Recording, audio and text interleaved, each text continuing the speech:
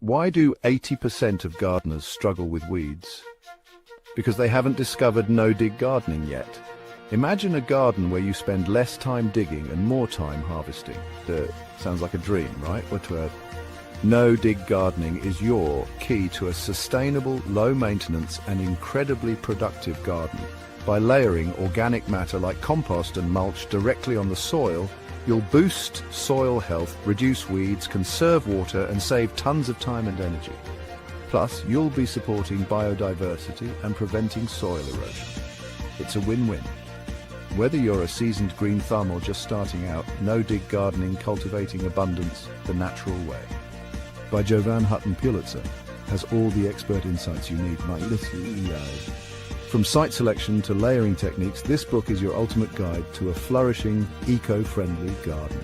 So are you ready to embrace abundance, freedom, and harmony with nature? Grab your copy today and start transforming your garden with no-dig magic. Why do 80% of gardeners struggle with weeds? Because they haven't discovered no-dig gardening yet. Imagine a garden where you spend less time digging and more time harvesting. Sounds like a dream, right? No-dig gardening is your key to a sustainable, low-maintenance and incredibly productive garden. By layering organic matter like compost and mulch directly on the soil, you'll boost soil health, reduce weeds, conserve water, and save tons of time and energy. Plus, you'll be supporting biodiversity and preventing soil erosion. It's a win-win. Whether you're a seasoned green thumb or just starting out, no-dig gardening, cultivating abundance the natural way. By Jovan Hutton, Pulitzer.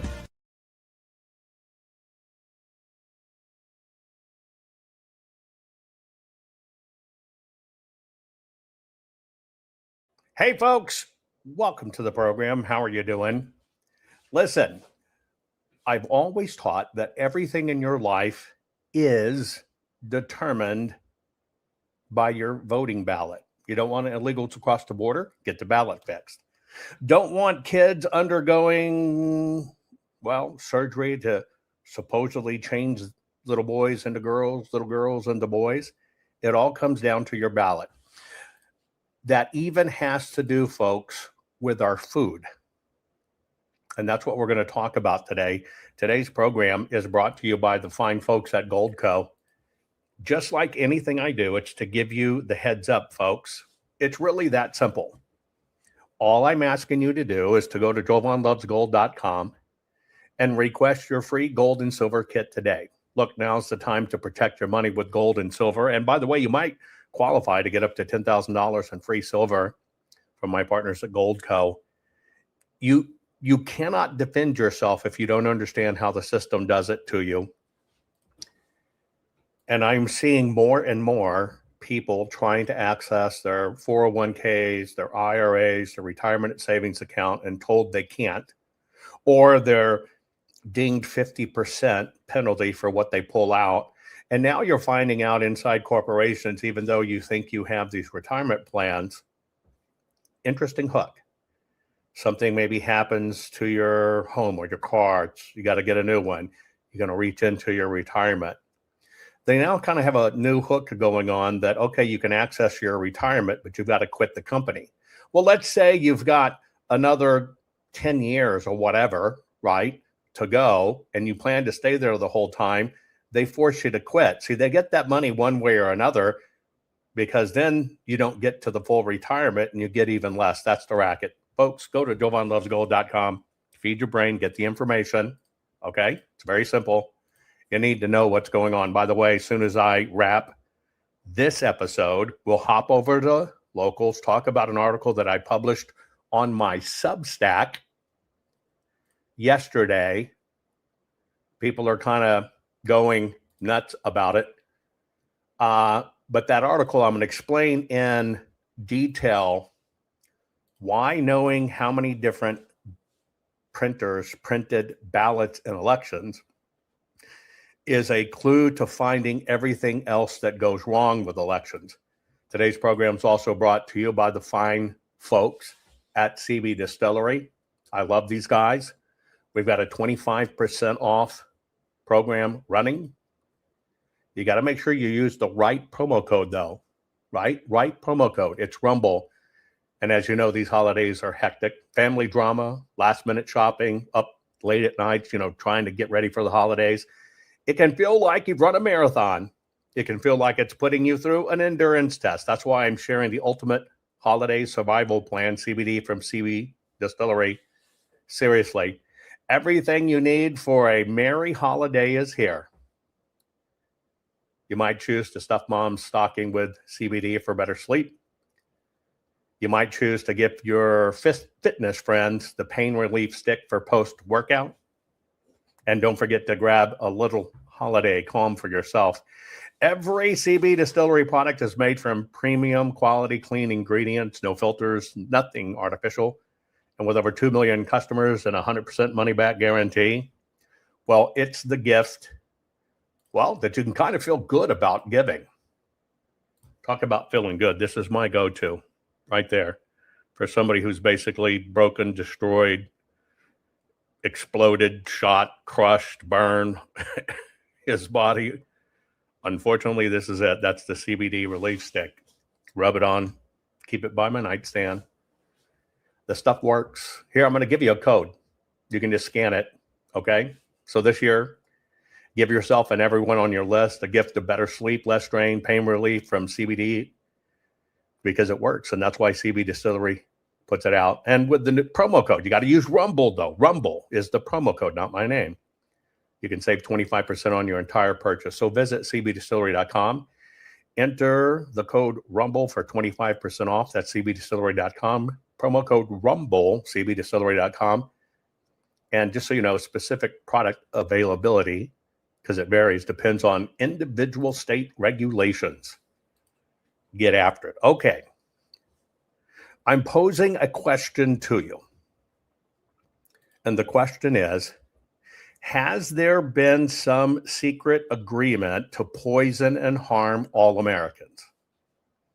Specifically, and I'm talking Americans, is there some weird grand cabal agreement to take freedom-loving Americans, make them dumber and sicker, so we end up not competing on the world stage? That's the question I'm posing to you. Share this program right now. Let's get into it right after this. Warning. The following program has been rated Gilligaff and is intended for open-minded audiences.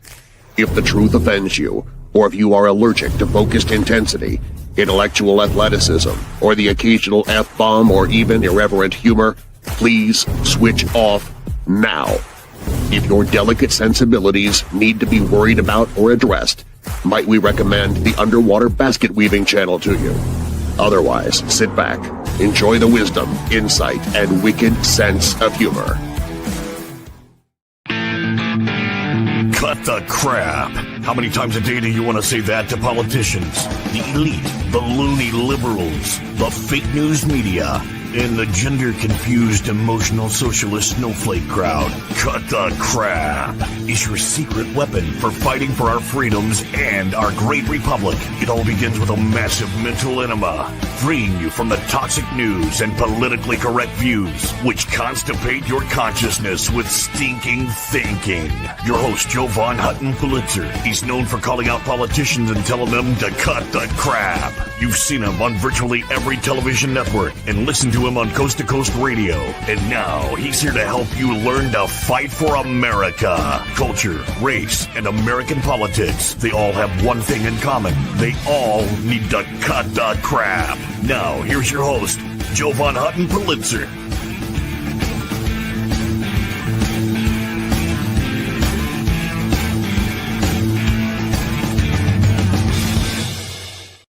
Okay, folks, we're going to talk about, I'm asking a question. Do you think there's been some secret agreement to poison and harm all Americans? I'm going to give you the information, you decide. I take a tremendous amount of flack that sometimes I talk too simply, that I break these things down and I don't use technical enough terms or the right mathematical terms. I hear that quite often. I think it's my habit to try to make things simplified. I'll give you an example. I guess you could say it's been beaten into my brain. You know, years ago, I started out in my technology career being the internet news correspondent at Fox in Dallas, Texas. One of the things I was very successful at was translating very complex technology issues, hard to understand about this thing at the time that everybody called the information superhighway that was coming to the internet. And I basically used simple speak to explain it. Now, I did that for a decade. And so my training's always been keep it simple, keep it understandable, because it's the public that needs to understand. And so sometimes I take some flack of those that value scientific circles or people that, have 3 MIT degrees even before they were born. But I think the system is designed to complicate things. I think the system intentionally uses words, put things in a vernacular that the general public can't explain. And that's kind of how they hide devious things. And so, yeah, it's my nature to kind of break it down and make it simple. Because here's the deal. If I'm really going to make you the smartest patriot in the room, and you don't understand how the system does it to you, then you can't defend against it. I personally believe lawmakers aren't going to do anything for us. Okay? And I believe the system is rigged in a way to speak in gobbledygook that you can't understand. Because they don't want you to kind of understand the truth. They don't want you to understand cause and effect. They don't want you to really understand what's going on. And so I guess I live my life to try to be transparent, to try to be simple.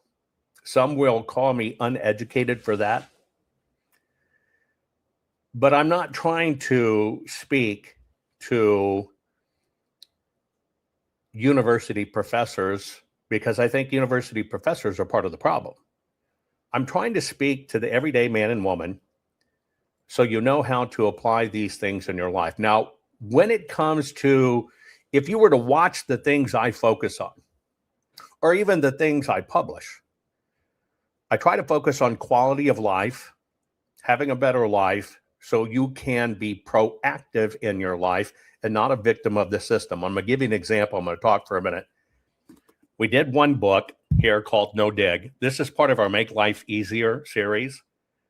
A lot of people won't garden because they hate digging or digging a garden, or think it's too hard because you got to weed the damn thing.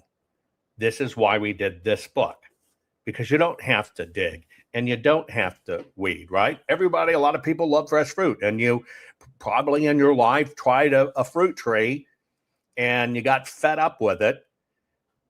You know, we have a weird statistic in the United States of America. If you look at how frequently people move or change their homes, and it's almost to the point of every 7 years became the regular people would move. Now, why is that a problem? Because if you started improving your home a few years after being there and you planted some fruit trees, well, you're really not going to get the benefit of it. So in our full color hardbound books, I like hardbound books.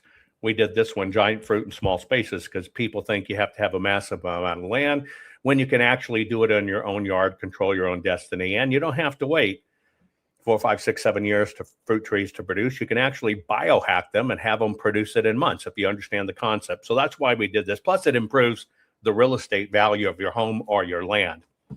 And then finally, we did this one called the Food Forest Bible, which I think is the most important one, is because you're going to have to understand how to feed yourself again.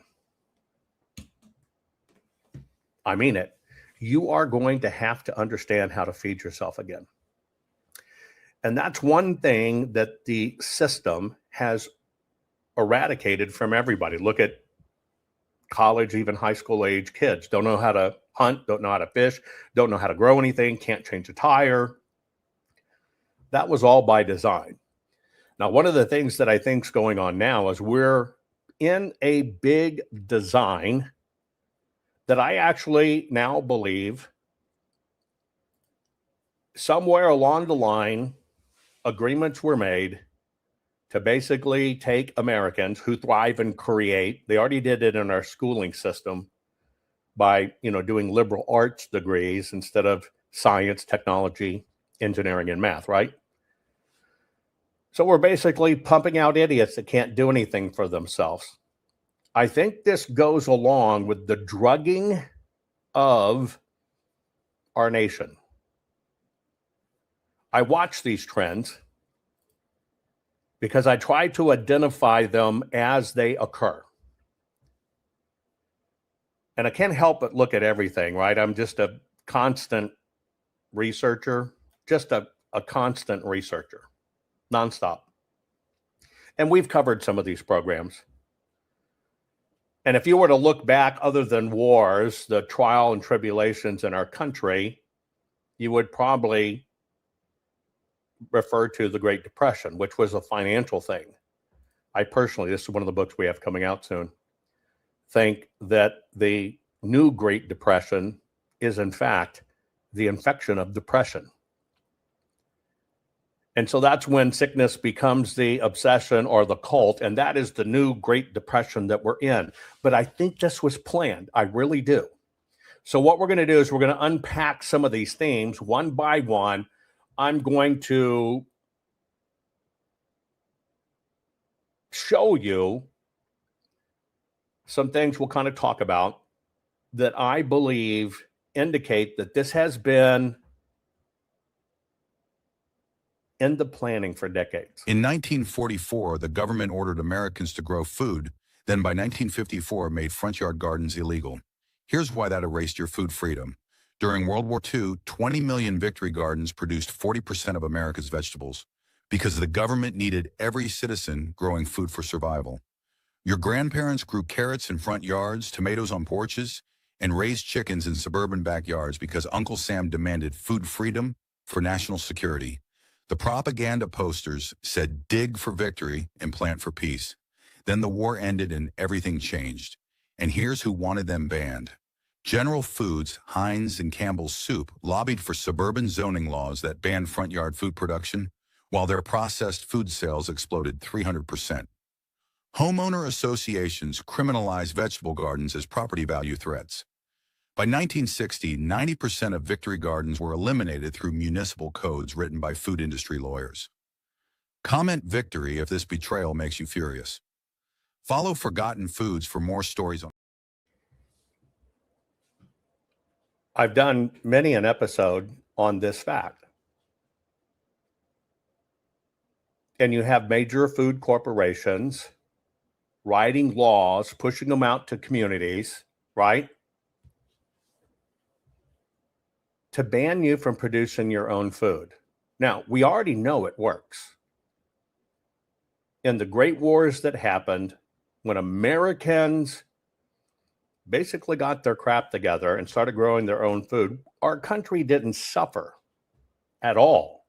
But you can go look at countries like Ireland in their past, in the Great Potato Famine. It occurred because the rulers, the ruling class, owned the potatoes. You didn't own the land. They allowed you to plant potatoes, had their specific two favorites, and that's what was grown. But when disease and blight hit the potatoes, it wiped out everybody because it was never about managing your land right. It was just the only way you could kind of make money, and everybody was growing potatoes, and it basically killed the nation in a very significant way. So historically, we've been here before. But it's not just fruits and vegetables. It's a practice that's in everything we eat now. Many supermarket meats aren't just meat. They're injected with a plumping solution made of water, salts, phosphates, and preservatives. And why? to increase the weight, increase shelf life, and then increase profits. I want you to think about that for a moment, because this happens with everything that we eat. For me, it's a matter of ethics. But the corporation, in many ways, and I'm a capitalist, you know, you're trying to do best for your shareholders, but you don't do it at the price of your fellow mankind. But this is one of the things that people don't realize. Chickens, turkeys, beef, whatever in the regular grocery store, which I don't get that from the regular grocery store.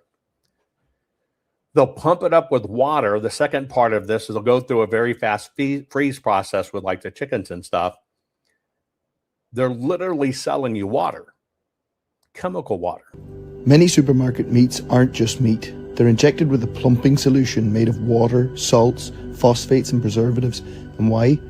To increase the weight, increase shelf life, and then increase profits.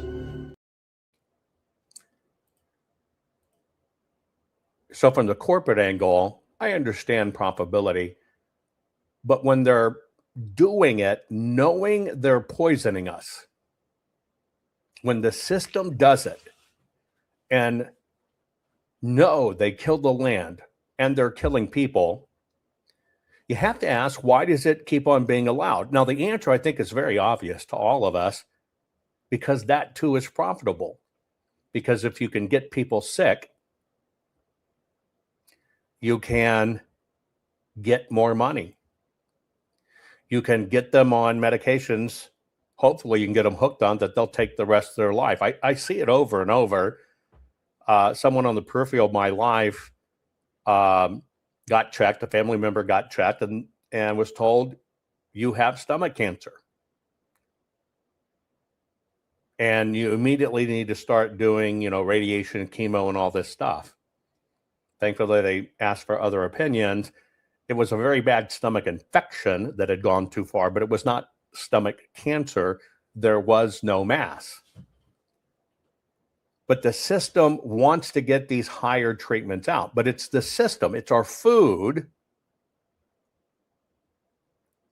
Everything you're walking in to get in the grocery store is not exempt from this process. There's a chemical now, the second most used chemical in this country, pesticide in this country, is atrazine. It's banned in Europe, banned all over the world, but we use it here. It's in 63% of our drinking water. There's a famous African-American scientist named Tyler Hayes, who's at the University of Berkeley. He did a famous experiment that anybody can look up on the internet. He put 70 African water frogs in an aquarium. He put atrazine in the water of that aquarium that was less than EPA's level. So it's less than the levels we have in 63% of our water supply. 60 of those frogs became sterile. They're all male frogs. 60 became sterile. 10% of those frogs turned female, and they were able to produce fertile eggs. So it changed their sex. And of course, normally, you know, when you see something like that in an animal model, the first thing you want to do is test it in a mammalian model and then a human model. Those tests were never done. It's not that this information is not out there. It's that this information is suppressed, it's lobbied against, and this information is highly technical that everyday people can't understand. But it's allowed in systems. Essentially sand. Their beef filling, they're not allowed to call it beef filling. They have to call it taco filling because it's not beef. The beef has silica. I want you to understand this. This is Taco Bell. And when you look, I've always told you it's a battle of words. I've always told you they cloak it in words. Same thing in elections. It's cloaked in words. It's cloaked in bullshit. And you've probably noted this if you, and I like Taco Bell. Taco Bell's some great stuff. But is it a run for the border or a run for the doctor when they do stuff like this? Essentially sand. Their beef filling, they're not allowed to call it beef filling. They have to call it taco filling because it's not beef. The beef has silicone in it to make it fuller and more. Look it up. I guess the ingredients. It's not in there. Silicon dioxide, anti-caking agent. Now look that up. Anti-caking agent to avoid clumping in supplements. It's used to prevent the various powdered ingredients from sticking together. Many food additives. Consumers often have concerns about silicon dioxide as an additive. Probably Is it fine. safe? Look at that. That's sand. See that? That's what they put in there. Also frequently found in health food nutritional supplements as an additive, silicon dioxide primarily functions as an anti-caking agent which prevents ingredients from binding together because it's not food. Duh. Why is it in there though? 36% beef. Oh, it's only 36% beef in Taco Bell. The other 64% is a wide range of fillers, extenders. Now, have you ever thought about that? I love tacos. Beef tacos, all kinds of tacos. Beef tacos, chicken tacos, vegetable tacos, velvet tacos. They're all great. But have you ever thought about the fact that you're ordering a beef taco, because they put it up on there, beef taco, but when it really comes down to it, they can't call it beef, technically in the labeling. They have to call it taco filling. Again, it's the words. It's the words. Now, you might have recently seen this one go viral. A former Campbell Soup Company employee is taking legal action against the food giant, and he's making some explosive allegations about one of its top executives. Good evening, and thanks for joining us at 6. I'm Ty Steele. I'm Kimberly Gill. Those allegations are now at the center of a lawsuit claiming the company's vice president went on an hour-long tirade attacking the company's products and employees before taking aim at its customers. And the former employee recorded it all. Eric Erickson shares that recording and what the company is saying about it. We have shit for poor people. Who buys our shit? And that's just part of an over an hour-long rant, says former security analyst for Campbell's, Robert Garza of Monroe. I don't buy Campbell's products barely anymore. It's so healthy. Now that I know what the in it, even in a can of soup, I look at it, look at me, bioengineered meat. I don't want to eat a piece of chicken that came from a 3D printer. You? The recording allegedly of Campbell's VP and Chief Information Security Officer Martin Bally. He has no filter. Bally, along with another supervisor and Campbell Soup Company, named in a lawsuit filed Thursday. The suit claiming Bally made racist remarks, admits to coming to work high, and Garza fired for coming forward. What do you think about the things that he was saying? Oh, just pure disgust. Garza says he usually worked remotely for Campbell's headquarters based in Camden, New Jersey.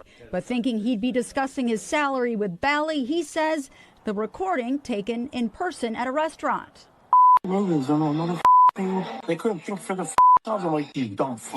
Garza says he felt sick after the rant, deciding to go to his direct supervisor in January, keeping the recordings to himself. He had never had any disciplinary action. They had never written him up for poor work performance. Garza says no one at Campbell's ever followed up, and it's taken him 10 months to find a new job, calling the way the canned soup company handled it simply terrible. They have a motto, like we treat you like family, here at Campbell's, come work for us, we treat our employees like family.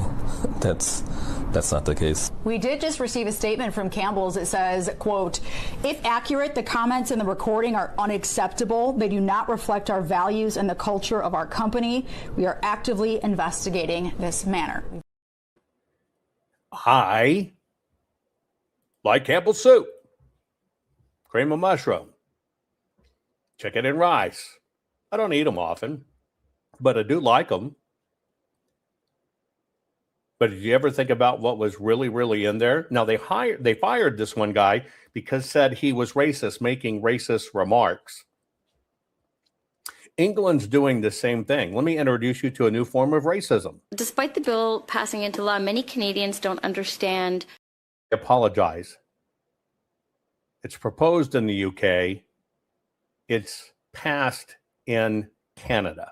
Despite the bill passing into law, many Canadians don't understand exactly what environmental racism means. Can one of you please explain the value of this law to protecting the health of Canadians and what environmental racism means? What environmental racism is, it's essentially the connection between instances of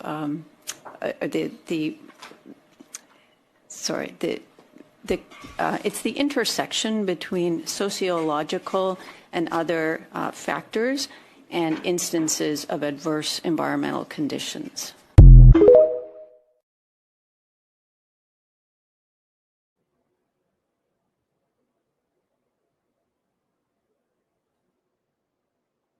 What?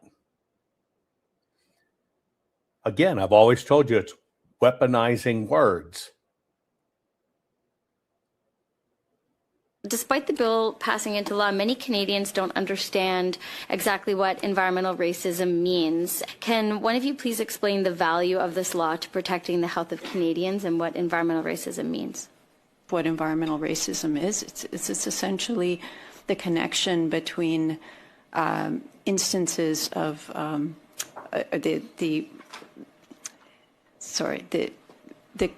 it's the intersection between sociological and other factors and instances of adverse environmental conditions. Well, Campbell's soup does have a white, predominantly white label on the can, and that doesn't reflect the diversity of the world and their white supremacist corporate capitalist colonializing pigs, and they need to change their labels so they're not so white. Everything's a con, folks. Everything is a con. Okay, well, I just want to have Campbell's soup. I'll make my own. I'll go to the store. I'll buy my damn chicken. I'll just make my own. Okay. Your organic holiday turkey and chicken swam in the same chlorine bath as your local YMCA pool, and you just served it to your family. 97% of chickens processed in the...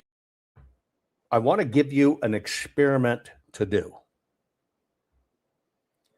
This is one, if you want to teach somebody just how bad these chemicals are, I'm going to give you a very simple test. Write this down, because I'm telling you, it's the most shocking, on point revelation you can do about how bad our system is, right? I got 4 thumbs down. They must like their printed turkey meat. Anyway, here's a true experiment you can do. You know, I've told you before, take a chicken bone, a chicken leg after you, with the kids eating some chicken, fill it in a can of soda, let it set overnight. The bone's gone. It's a lump of mush at the bottom, and that's because the soda basically deciduates it. But here's another one. If you live in an apartment, or you have a pool, or you live near a pool, or you swim at the gym where there's a pool, anywhere where somebody has the pool and it's treated with chlorine, because that's what we're about to show here. I'm going to give you just a slam dunk test. Go to the grocery store and buy pH strips. Where you dip the little things in. You can use them for a urine test. You use them to test your pool chlorine, etc. Right? And do the following test. Okay? Take a clear glass so everybody can see it. Scoop a glass of the water out of the pool. Okay? Then take out one of the little chlorine testers, dip it in, pull it out, and watch the color change. You'll see the very high level, right? Dina says she can do it today. So Dina, do this. Maybe record it. You scoop a pool of water that's chlorine treated, true chlorine, swimming pool.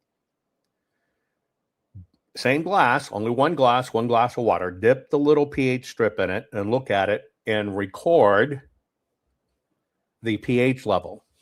Write it down. Snap a picture of it. Now, in that same glass of water, I want you to stick something else in it. You don't need any more water. Use the same glass of water. And all I want you to do is to stick your finger in it. Just do this. 1, 2, 3. Count to 3. Stick your finger in it and take it out. That's all I want you to do. Take one finger, stick it in the same glass, count to 3, pull it back out. You know, most people swim longer than 3 seconds. And then retake the chlorine test of that same glass of water.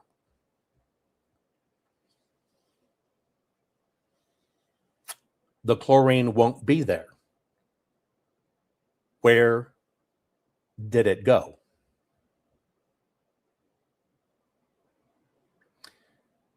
In that super fast moment, all the chlorine that was in that glass of water got sucked right into your body. Don't believe me? Do the test. In that time, it got sucked right into your body. Bang. Now think about when you jump in a sauna or a public pool or whatever. Think about how much goes into your body, because you're damn sure sticking a lot more skin in there than one finger. And you're in there a lot longer than just 3 seconds. That is the truth of some of these chemicals. Now, why do I tell you that? That it'll be sucked into your meats and your joints and your fibers and everything else. Your organic holiday turkey and chicken swam in the same chlorine bath as your local YMCA pool, and you just served it to your family. 97% of chickens processed in the U.S. are bathed in chlorine. And yes, that includes certified organic, you know, the premium stuff that we're all paying extra money for at Whole Foods or Erewhon. Here's why. Industrial farming processes thousands of chickens in the same bath. If one bird's carrying salmonella, it spreads to the entire batch. So the USDA solution, well, we will mandate a chlorine bath. Chlorine-washed chicken is banned in the European Union for good reason. They looked at the process and said, yeah, I'm out. But here in the States, federal regulators don't even disclose. Companies put whatever they want on the label. It's crazy. So you have no idea that you're buying pool chicken or turkey on Thanksgiving. So what can you eat? Look for both air-chilled and pasture-raised on the package. The birds live normal lives and then they pass into the afterlife in a cold chamber, which is the most humane way to do it. No cross-contamination, no chemical residue, just real chicken that hasn't been marinated in cleaning supplies. I'm Drew Canoli. Think about that. Just think about it. Most of these things come under the guise of, we've got to protect you. We've got to do what's right.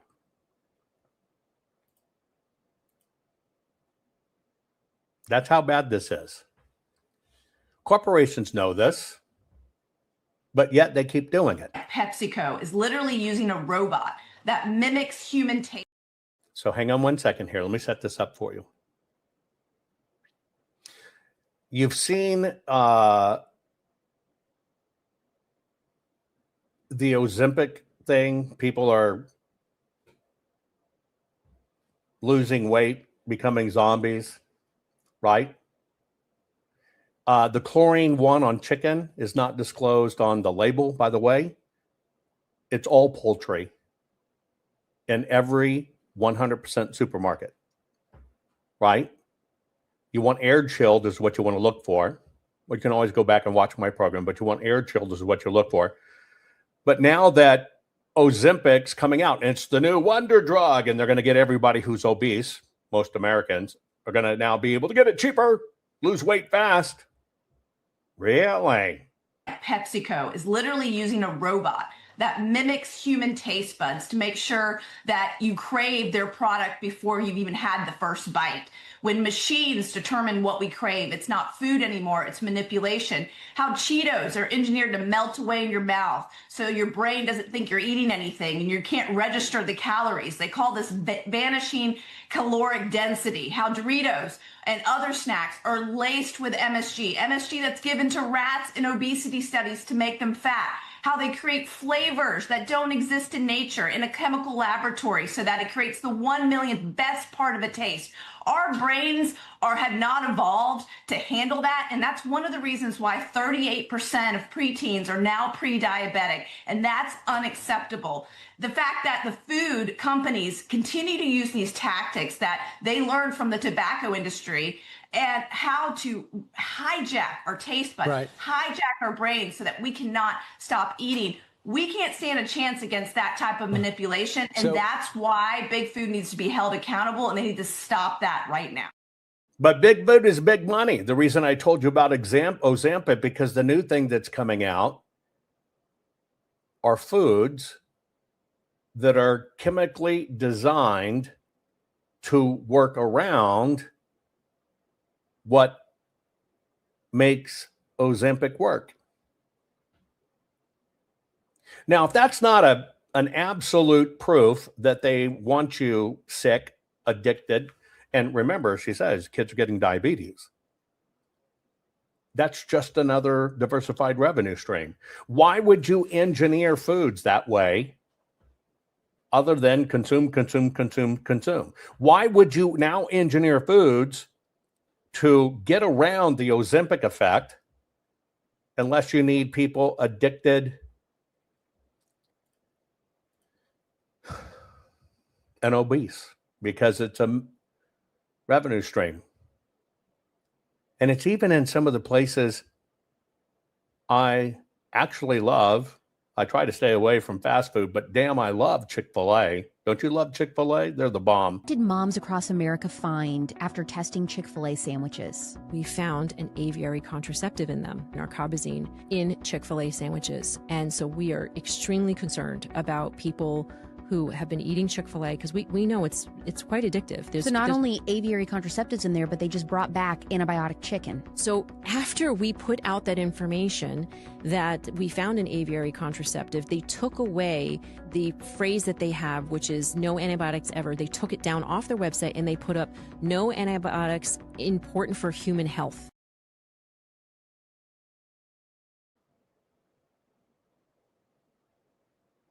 No antibiotics, one thing,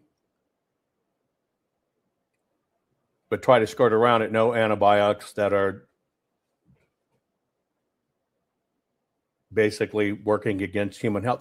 It's so pervasive. Moms across America. I'm going to give you an example of how manipulative this is. And everything's political, folks. If you want to fix this, we've got to fix the ballot. That's the core issue. We've got to fix the ballot. But I'm going to show you one incredible analogy that will help you understand how all of this is organized to create chaos and to keep people uninformed. And to do that, I'm going to use our education system as an example of how this manipulation works. Watch this. Why is it that public schools only teach about the transatlantic slave trade? They don't teach that there was slavery in the Ottoman Empire, that it lasted for 600 years and 5 to 10 million people were enslaved. Yes, I'm using an education example. I'll let it roll completely in a minute. But see, there's no value in the truth. It cannot be used politically. But if they can keep you away from the truth, then they can continue to control you. At the same time, you think you're enlightened. It's all the way down to the school systems and how they incorporate all of this in. But use this as a prime example. Why is it that public schools only teach about the transatlantic slave trade? They don't teach that there was slavery in the Ottoman Empire, that it lasted for 600 years and 5 to 10 million people were enslaved. That they not only enslaved men, but the most valuable slaves were women, because sexual slavery was not only permitted, but it was institutionalized in the Ottoman Empire. So they would get many of their slaves from Central Europe, many of their slaves from the Balkans, and they would enslave Hungarians, Russians, Ukrainians, which is why the word slave comes from Slav.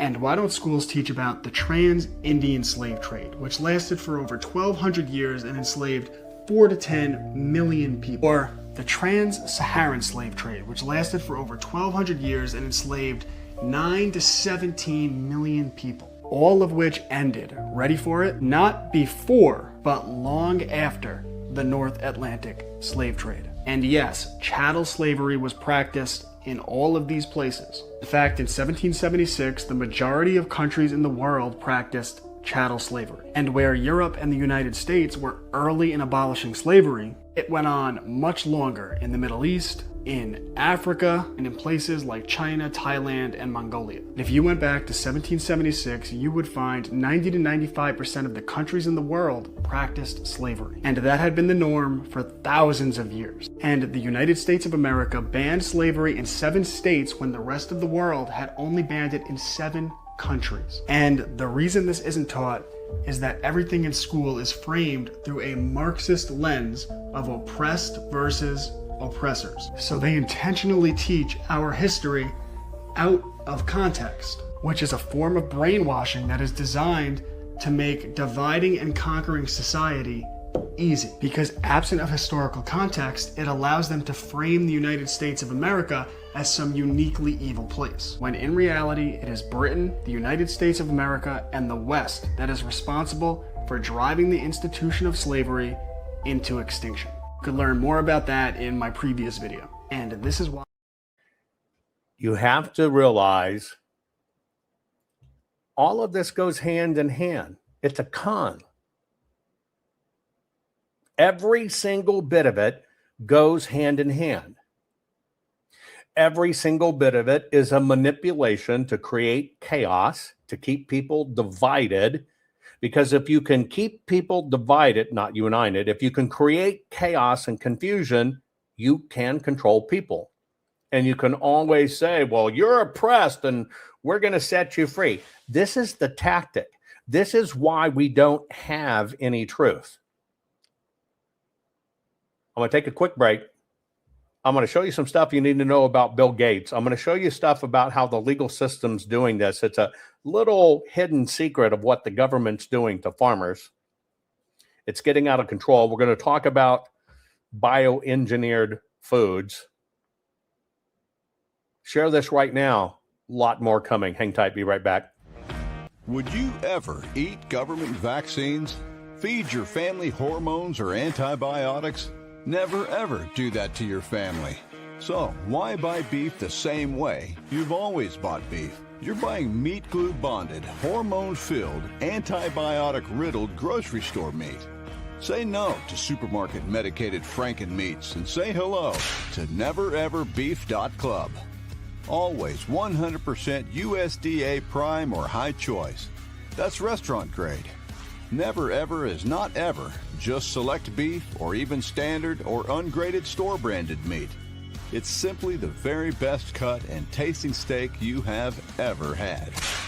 We have never ever given our herd hormones, antibiotics, or even mRNA vaccines. Never ever. Pure blood genetics. We've raised our herds this way for over 30 generations.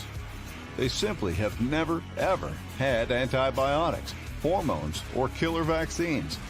Grass-fed the way nature intended, in almost 500,000 acres of high pasture environments. Finished off with non-modified feed crops we grow ourselves. We even own our own 210,000 square foot processing plant. And as an added bonus for our nevereverbeef.club members, we age our steaks in our state-of-the-art 780,000 cubic foot aging facility. Only top restaurants do that, so they can charge you $100 or more for a little bitty steak. We age our meat because we want you to have the very best restaurant quality USDA prime or high choice, pure blood, purebred beef at a price your family can afford in these financially challenging times. Sure, you can keep paying the price for supermarket cheap, standard, and ungraded store meat brands if you love feeding your family Franken meat. So never ever settle for less. Join our nevereverbeef.club. Take control of your health and your family food supply right now. Join nevereverbeef.club. We are real people with real families just like you. So we personally customize your order right over the phone. Now that's customer service. And there is absolutely no obligation when we call. You decide what bundle is best for your needs. No hormones, antibiotics, or even mRNA vaccines. Never had them and never ever will. Never ever cut corners on your food supply or family's health. Join nevereverbeef.club now.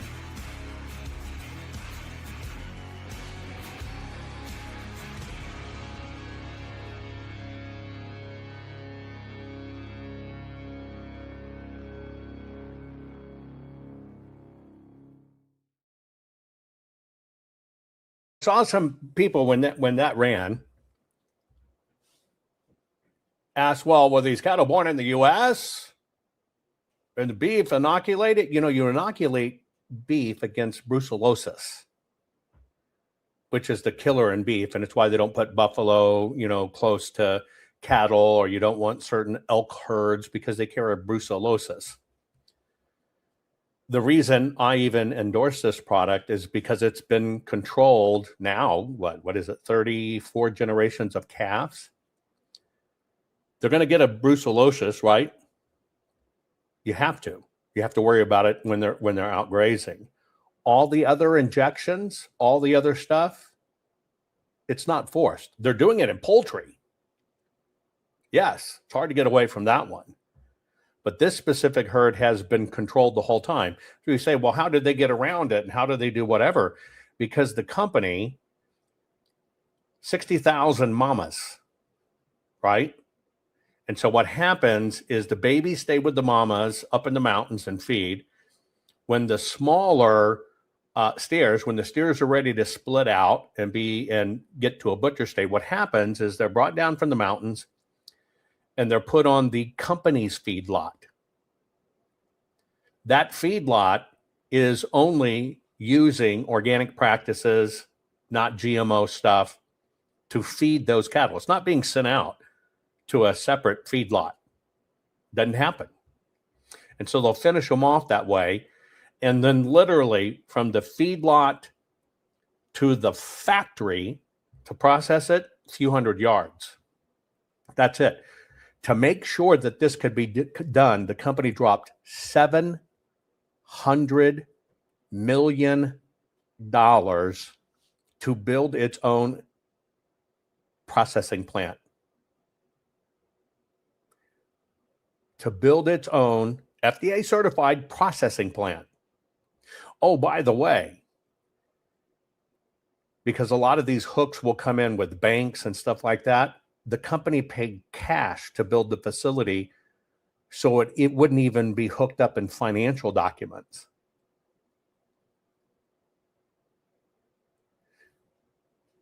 It's unfortunate that these are the steps companies have to go through to make sure what you get is quality, but that's how bad it is. A lot of the shots you're thinking about, well, I got to have this and this. No, they'll be taken off of fields. They'll be trucked to a feedlot, right? They'll be trucked to a feedlot mixed with all kinds of other cattle. That's why they have to do that. In fact, in this herd, it's so pristine. Let me give you an example. If a calf or a mama or whatever actually got sick and had to be medicated up to save, they'll do it. But then that cow or calf or whatever is sold. It's gotten rid of. It does not stay in the herd. They won't let the animal suffer. They'll heal it, inject it, won't stay in the herd. It completely gets away from everything else. It's so everything can be clean. That's why if you wanted even a bull from this herd, you're talking $500,000. It's the only herd in the world of this kind. But see, you've got to put the system together and understand why a lot of those things are injected or antibiotics is to keep them from dying, and they just run them through the food system. Never Ever Beef does not do that. And so there's a big difference, right? There's a big difference. I grew up, I come from a family that has thousands of acres of cattle ranching. And I've eaten some good beef in my life. I've never had beef like this. You can ask people in chat. This stuff's the bomb. It's all prime, the whole bit. But that's why I do it. Through even what I put on my program, it better be okay in my life and pass my muster test, or I'm not even going to do it.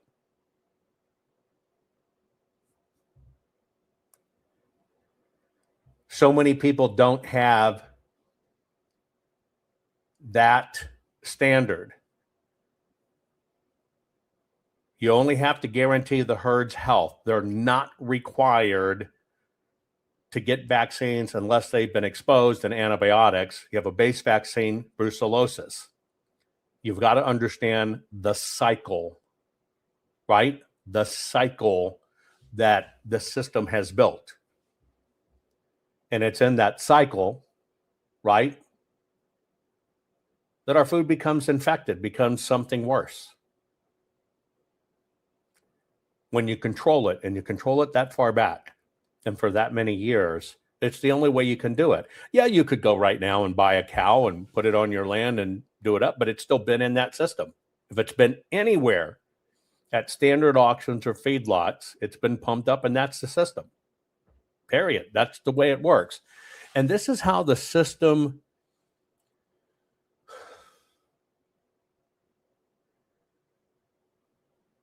compromises us. But you got to understand, when you don't put your cattle in cramped conditions, and they're in hundreds of thousands of grazing area that's not touched and not sprayed, you probably didn't catch that. We're not talking like a regular cattle guy that might have 200 or 300 acres and he's raising a few cattle, but they spray their fields and they're spraying for hay to get it grown. It's not subject to any of that. It's controlled cradle to table. That's the difference. That's the difference. But they're figuring out a way to get in that too, because they're adding it into cattle feed ingredients. Now, remember, most of these ingredients come from finished lots. And me and my husband, Jan, we have a farm in the northern of Denmark. We come from originally from Holland, and we moved here 4.5 years back. And I would like to tell you a little bit about the law in Denmark about feeding Bovaer to our cows. It's the law since this year that we have to feed 80 days of Bovaer to our cows. It's a rule, and if you don't do it, it's just like you can go to the prison, or you get like a big fine, a really big fine. So most all farmers just do it. What happened is that we started on the 1st of October. Most of the farmers do it in Denmark. It's because it's a little bit in the end of the year. It's not warm, so no heat stress and everything. So we hope for the less problems. But we started in the beginning of October with low doses, and we raised it up till the full doses around 20 of October, a little before. And on the 30th of October, we really got problems. It started with, on that day, we have robots, so we have a health list on the computer. And on that day, we had like in one group, we have 4 groups of cows in our stable. We have one group with 36 sick cows. We milk on daily basis around 480 cows. So 36 cows in one group, that's not really a positive thing. First, we thought perhaps it could be something with the ration in the robot or something with the robot, but we couldn't find anything. And the end of the day, it started also in 2 other groups. So at that point, we thought like the cows were really just stopping with eating. And at that point, we really thought it's Bovaer. We heard already earlier some problems about other farmers, and the signals were really the same. So we were almost, convinced that it was a problem with Bovaer we had at that point. So in the end of the evening, my husband and I decided we'll stop with feeding Bovaer because we cannot keep this. If this will continue all animals get sick. On Friday morning, we had like 70 cows on our health list. And on Saturday morning, it was almost 90. And we already stopped since Friday morning. So you can understand the problems were still rising. On Friday morning, we had the first cow down. So they went to the sick box. On Saturday morning, we had in the morning, we had 2 more cows down. On the afternoon, 1 more. On Sunday, we had also 1 cow down. And we are now standing on Monday at the last cow, just recently, just pulled out half an hour ago, out of the stable. She can also not stand anymore. All have a lack of calcium, the ones who are laying down and just not eating. They just simply stop with eating. And we have a special powder, which we gave the whole weekend to all the cows who stopped eating. And we're pumping with them, with it. And, together with some vitamins, we try to rise, get them up with eating again. With most of the cows, that's working. So it is, some treatment for us, which is working. And we hope that it will really, stop right now, soon. Now, you're probably asking, what in the hell is Bovaer?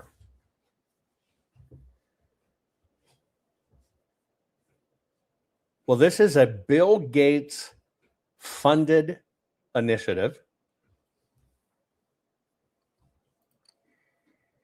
It is something that was done in the name of climate religion. It's being mandated in countries because they've bought off lawmakers. You're going to flip when you find out what this is. And it all goes along with this bioengineering stuff. Be right back. This crazy world is telling you your sons can be daughters and your daughters can be your sons. When will the madness stop? Never. So you have to decide, will you comply or defy? They tell us all, you will own nothing, eat bugs, and be happy. Is this why America's largest food processing plants and food supply plants keep burning down? Do you really think this is a coincidence? Of course not. The system is telling us right to our faces what they have planned for us. You have a choice. Comply or simply defy their plan for us all. Defy the system's plan and execute your own plan. Abundant, safe, secure natural food supply. Introducing the Food Forest Bible. This bestseller by Jovan Hutton Pulitzer is the single most complete, executable, easy-to-follow plan for sustainable, self-managing food production for self-sufficiency and food security. For the first time ever, a coffee table, heirloom quality full color book which unlocks the ancient secrets of creating a food forest. Imagine planting in a way which requires no digging, no pesticides, and creates massive ancient food abundance. No fooling. Food forests are the ancient secret to planning and planting once. And have your own Garden of Eden, which will feed your families for decade after decade. Buck the system. Buck the New World Order and order your very own copy of Jovan Hutton Pulitzer's Food Forest Bible. Learn how to create a sustainable, self-managing, natural food production for self-sufficiency and food security for your family. Side yard, small yard, backyard, backlot, or even lots of acres, the Food Forest Bible works for everyone. Order on Amazon, hardcover, softcover, or ebook. Don't comply. Expertly defy the system. Okay, what I'm doing is I'm posing the question, has there been some secret agreement to poison and harm all Americans? I'm going to show you a lawsuit that's going on. I'm going to save that for the end. I'm going to show you a lawsuit going on to show you some other pieces of this. But I've been trying to tell you that this is coming. By the way, if you're looking for my Food Forest Bible, I did an ebook and the system copied it, took out a lot of the important stuff, changed it up, put it back out on their own. You've got to make sure you get the one with my name on it or you're getting the wrong book. We now do that with all our books. Look for my name on the front. It's about the only way we can protect it. You'll see my signature that it's a authorized one, because the system is 100% counteracting what I put out. Now, we were talking about Boulevard and Bill Gates. That's his initiative. Now, imagine this is your life in dairy and farming, and all of a sudden you use this. And I'm talking within days, as she said, the cattle start dropping like flies. Well, what she was talking about is a Bill Gates funded initiative. And that's why I believe they tested in foreign countries and they mandated do it. It's called Boulevard. And here's the bottom line. It's designed to reduce the amount cows fart.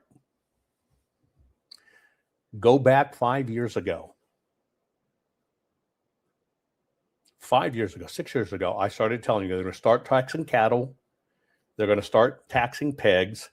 It's going to be done based on methane emissions.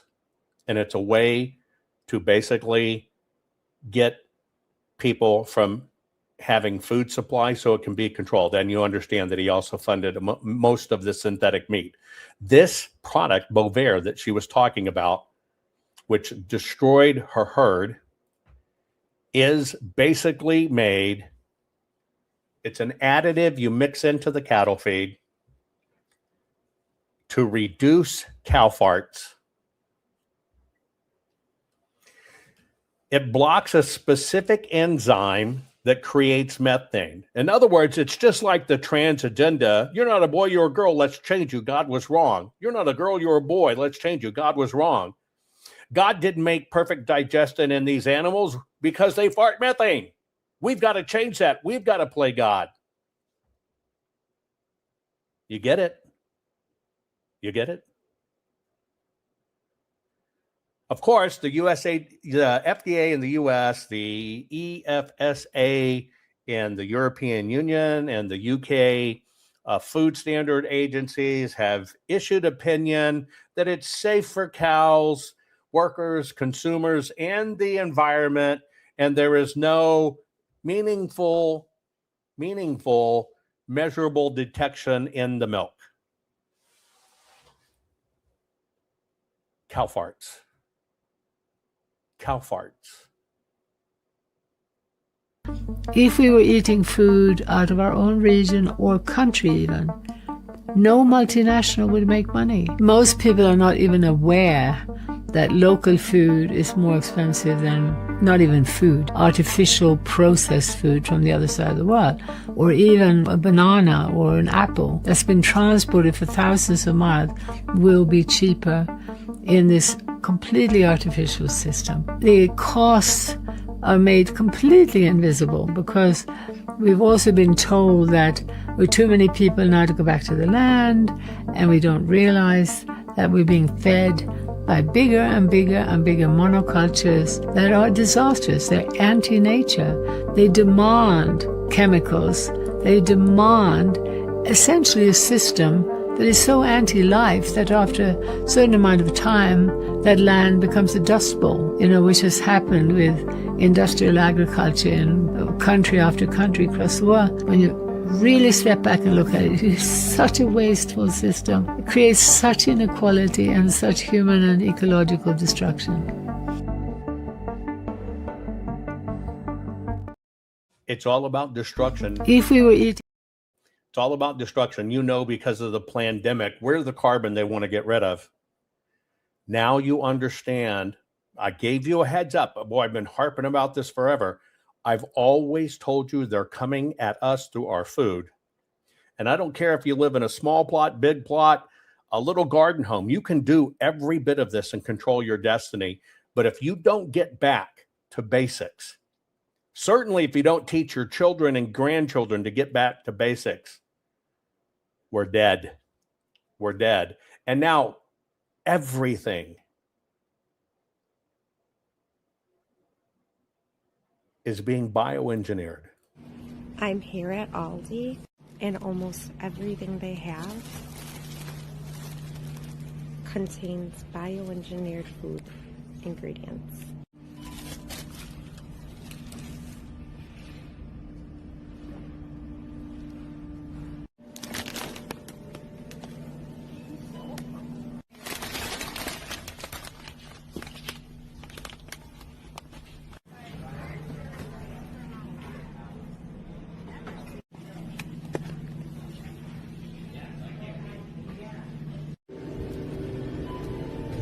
Contains a bioengineered food ingredient.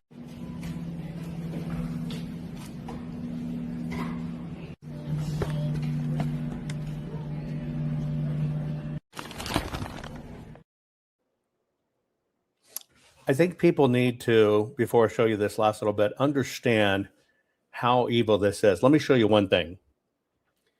Pesticides, are horrible. They kill your land and ground. If you were to look at our Food Force Bible, one of the things that is in the book, let me just find an appropriate picture here. Hang on. Is what God made works. God made basically everything perfect. When mankind screws with the natural cycle of things or becomes isolated or whatever, you get, even what they have in Pakistanis, low IQ and just mentally deformed physically deformed kids. This is all about control. They have that closed control society where they control everything, and look what happens to the people. It's happening to us too. One of the things that I have in the Food Force Bible, so you understand, because you got to get away from the chemicals, is God created specific bugs that are assassins in your garden. So you probably step on a lot of these bugs. You see them and go, damn it, they're eating my garden. They're eating my whatever. God made assassins. You see these little ladybugs, but they eat very specific things that eat your garden. All of that's in here. Every bit of it's in here to set yourself free to understand how it works. But the common denominator is everybody playing God. Not a little boy, it's a little girl. It's not a little girl, it's a little boy. Oh, cows were made wrong. They fart methane. We got to fix that. Every bit of it is about control. To engineer it, they control it.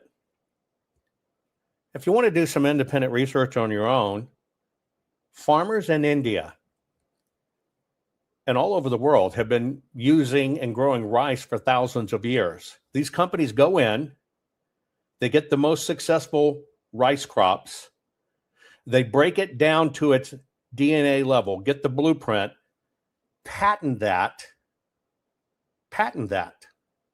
and call it their seed. Give it a name, patent it, put it out. When the farmers get caught growing that particular one, which they may have grown for 1,000 years, the government finds them out of existence and seizes their land. It's all about control on every level.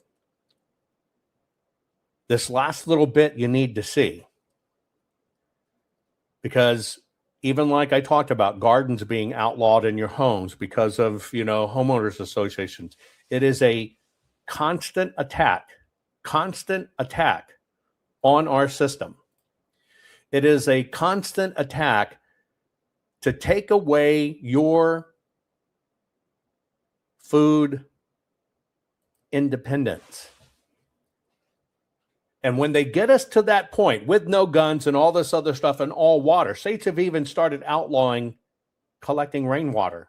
What falls from God? Nope, we own it. I'm going to show you a sickening event that's going on in a county that perfects these things. I know where this is because my family is in the mining business, has been for a very, very, very long time, as long as I can remember. I can remember having a discussion with the Bureau of Land Management and people in D.C., and they slipped up and said, well, we just want to get rid of all of this, and so we're just going to make it hard. This person was actually transparent with me, say, we're just going to get rid of all of it.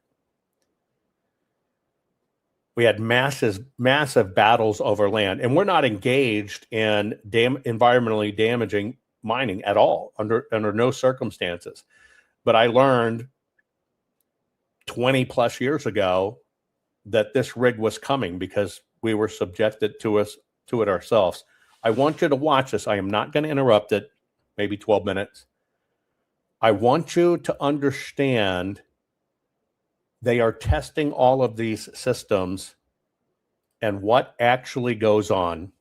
The line between a working ranch and a dead one is sometimes just a signature, an accusation, or it could be a government agency that simply forgets who actually stewards the land. And what's happening right now to the King Ranch in Grant County, Washington, isn't just a story. It's a warning flare. And this is not the affluent King Ranch from Texas that many people hear about. This is a small family legacy ranch in the state of Washington being persecuted. Folks, today's episode is a little bit different because the latest filings in the King Ranch case, just filed days ago, blow the lid off this whole thing. The filings expose what's at stake for every rancher, every farmer, every rural American in this country.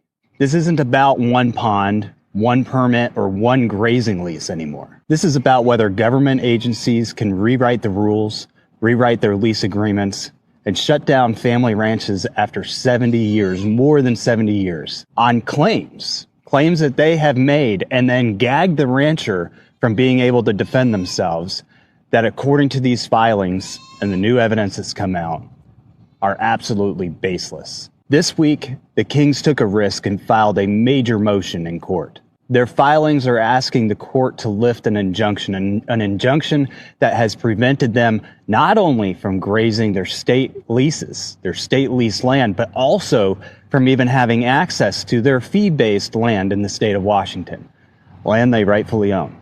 A professional archaeological investigation found that no cultural harm has actually ever come from the Kings grazing their land or maintaining their stock ponds. Decades of grazing history with the Department of Natural Resources show that the DNR never once required permits or surveys, but none of this was able to be made public before because the courts had a quote-unquote criminal investigation against the Kings, which prevented them from telling the truth, from speaking up. An intentional criminal investigation put in place to keep them from telling their side of the story. Judges being asked to put injunctions in place and kick the Kings off their ranch had no way of fully knowing the truth. They were intentionally silenced, and now they're able to speak. And they are, quite powerfully, actually. And make no mistake, this isn't just about the Kings fighting for their ranch. This is the Kings fighting for your ranch, your legacy, your lease rights, your water rights, your family's future. Because think about it, if an agency can shut you down after 70 years of operation, if they can accuse you of violating rules that don't even exist, rules that they're currently writing or trying to write, and then shut you down while they have you legally gagged, that's not management. I don't even think it's legal. What it is weaponized bureaucracy. Today, I'm sitting down with the attorneys representing the Kings. These are the people who know exactly what the evidence is that the state does not want you to know. They're the ones who understand what the filings really say and why this case could set a legal precedent that changes the entire West. Guys, if you care about your land, if you care about the right to graze, if you care about the price of beef that you're paying in the grocery store, if you care about maintaining water, maintaining clean water, if you care about small family farms and ranches being able to operate without government overreach, if you care about keeping family ranches and farms instead of wiping them off of the map altogether, then you need to watch this interview. And more importantly, the Kings need your support. You can visit SaveKingRanch.com and find out how. Again, this is not the same King Ranch out of Texas. This is a small family ranch, a family legacy that is fighting for your rights. Whether you're in Washington, whether you're in Wyoming or Texas, anywhere really that cattle still drink from a pond. The King's fight is your fight. Because as we all know, what happens in Grant County doesn't stay in Grant County. It becomes policy, it becomes precedent, it becomes the future. Unless we stand up now. All right, guys, let's get into it. Here are the attorneys representing the Kings, breaking down the filings, the evidence, the stakes, and a little bit about what happens next. I'm Tony Meacham. I'm one of the King's attorneys. I represented them for quite a long time. I have what's considered an agriculture practice. I'm a 5th-generation rancher myself with a current ranch and have been representing Kings with this fight since it began. Jamie Griffo. I'm co-counsel with Tony representing the Kings. We've been on board since 2021. I'm an attorney based out of Friday Harbor, Washington, and I practice mostly land use and real estate, and have had several successful lawsuits against Department of Natural Resources, but have never seen facts quite this bad. And when did this case actually begin? December 23rd of 2021. Yeah. It's been going for a while. So because this has been going on for a while, since 2021, and it's not something that a lot of people have heard about. It's popped up in the news a few times and then it kind of simmers out. But going back to the beginning of this case, the King Ranch is a well-known ranch for their regenerative practices. They always seem to be a pretty responsible ranch. What happened back in 2021 that brought us to where we are today? So I guess I'll take that one. It seems like, part of what we're going to talk about is speculation, because we really don't have clear, concrete answers from the state. So what we do have is documents that we've been able to substantiate through our public records requests. And what we found through those public records requests is that Jeremy Sykes, one of the Department of Ecology employees, who has identified himself as not someone with the skills to delineate wetlands, but looked at an aerial photograph and determined, based on this aerial photograph, without having boots on the ground, that Kings had done a bulldozing spree, to use his own terms, and destroyed very rare alkali wetlands. And based on that instance of him looking at that aerial photograph, that then prompted DOE, to Department of Ecology, to go to DNR, Department of Natural Resources, and start this and begin the pursuit of Kings and the persecution. And I do use that word, persecution, not prosecution, of our clients, based on this one aerial photograph that someone in an office in Western Washington looked at and made a determination to pursue our clients. So this is worth mentioning too, that these alleged wetlands have been stock water ponds on this ranch for over 70 years for sure, probably as long as 200 years. So this land has been used by the King family for over 70 years and by Wade and Teresa for over 40 years. And it's a checkerboard pattern of fee-owned land with leased lands from DNR totaling about 37,000 acres. And they have been leasing this same land from DNR, just Wade and Teresa for 40 years, their family before him 70 years. And, nothing new was happening. There were these stock water ponds that were being maintained. DNR had been out there. DNR had, it really actually praised them for being model tenants and stewards over the years. So this was just out of the blue. Someone at Ecology woke up and said, on the aerial photos, these look like they're regulated wetlands. And to Tony's point, that kicked it off. So, and I've seen at least one of the aerial photos that they published, and it didn't look like an area that was wetlands to me, just because of how uniform it was, even before and after. It looked like something that was man-made at some point in time. But what you were saying is this did start from a photo, because that was one of the things that I had read different things about. It started from a photo. It started from, a random hiker complaint. But this was something that they looked at a photo and made this determination that these are wetlands. That's our understanding based on the records we've been able to gather through the public records requests. We've also heard the same thing you have, that it may have been a hiker that tipped Ecology off. And I use tipped very lightly because there's no tipping, right? Like, Department of Natural Resources had been out on this ground. It was their ground, had been out on there for years and years and years. So clearly knew that the only source of water were these man-made stock ponds for not just livestock, but also wildlife. And I think that's an important point too, is that a lot of people look at these things and they think that that it's only benefiting livestock, but these ponds are also helping with the wildlife populations out there as well. And what ranchers are doing is maintaining that ecosystem in a way that otherwise wouldn't be as habitable as it is today. Right, But and that really goes to the use of the word, right? It's stewardship, not ranchship. We're not talking about ranching just to promote our own ranch. It's stewardship because we're about the holistic approach and taking care of everything, not just ourselves. so Department of Natural Resources, though, they've been out there a lot. They've seen how this ranch has operated for, I think you just said 40 years plus to 70 years before them. So they've seen how this ranch has operated for decades, and they've never raised any concerns about this before. No, and what's really interesting is that we have state laws on the books that require DNR to engage with their tenants if they have concerns about environmentally sensitive areas. In fact, our state legislature, when they wanted to try to address how should we balance, the productive use of land for things like grazing with ecological protection, well, they passed these statutes that require DNR to engage with their tenants to come up with these plans about how to do the activities in these areas.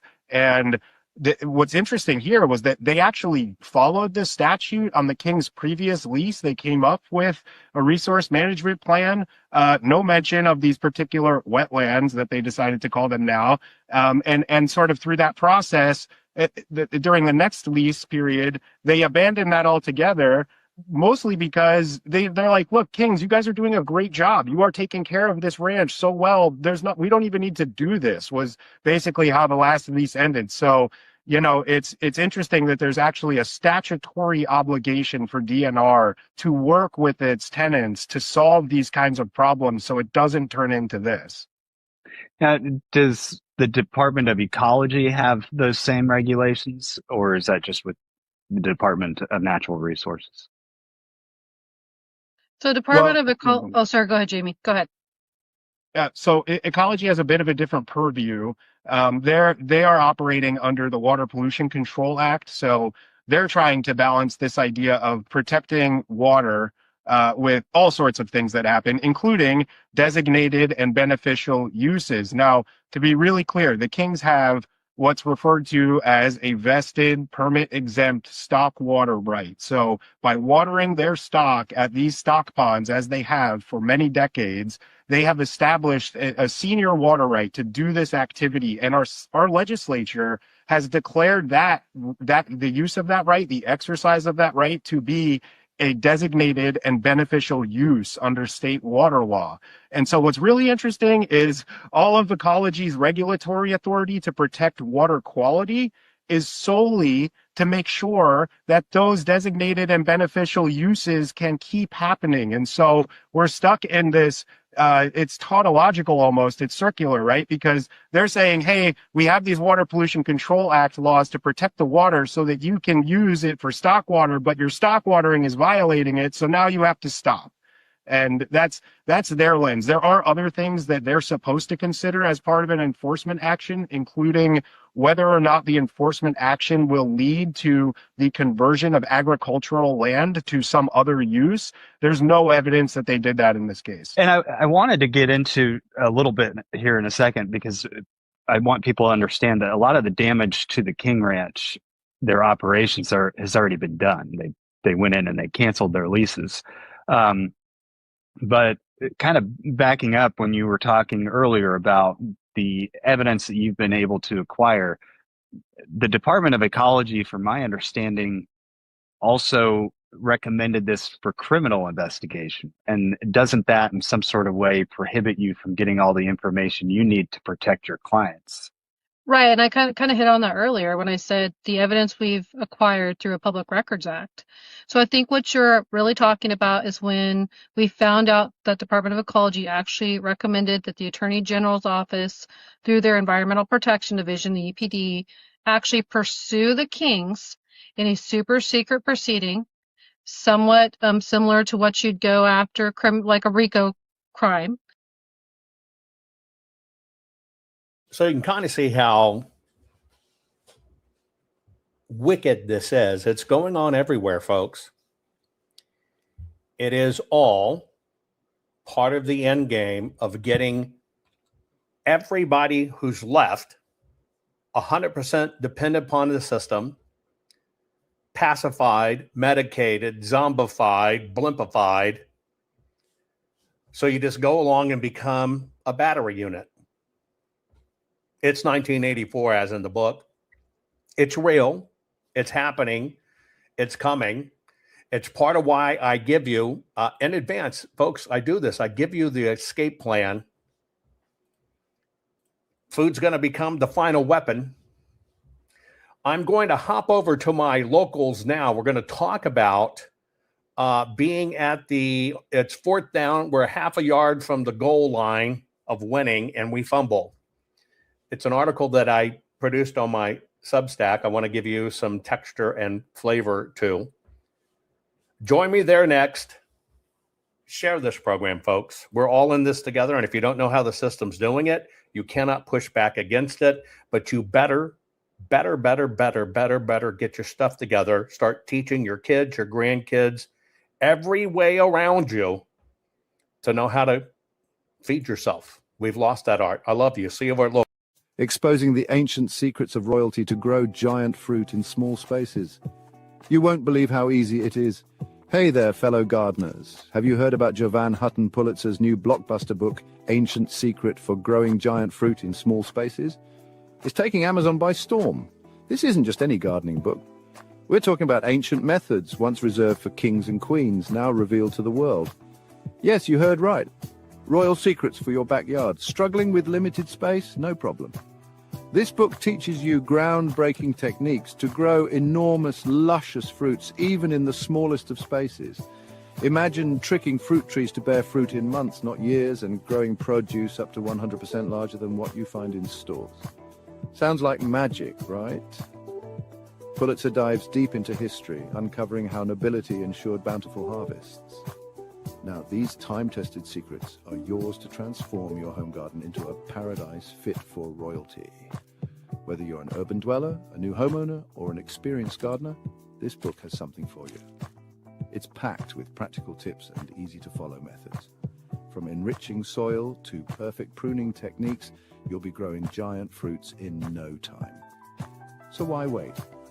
Grab your copy of Ancient Secret for Growing Giant Fruit in Small Spaces now and start your journey to garden greatness.